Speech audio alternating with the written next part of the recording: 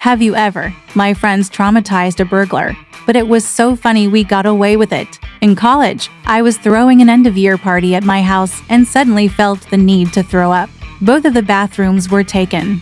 So as a last resort, I ran outside and into the bushes. When I was finally done and looked up, I see my neighbor's window open, which was weird because he was at the party and lived alone. I went over to the window and saw some guy with a travel bag stuffing everything valuable he could fit inside. It took me a minute to realize what I was seeing.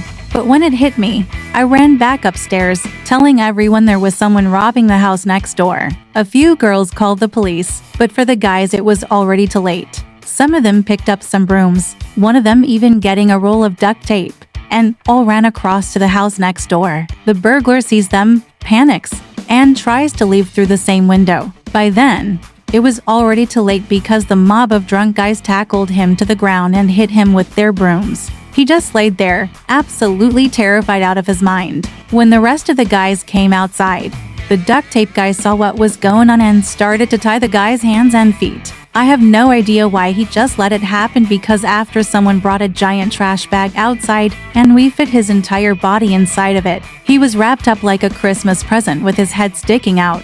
While we continued to tie him up with the entire roll of tape. He just sat there mumbling to let him go and he'll never come back. The police were still nowhere in sight. And one guy has the idea to go get more stuff to tie him up with. At this point he already looked like a human caterpillar, but they left to the dollar store to get some rubber bands. 10 minutes later, they came back with no bands but an entire rope.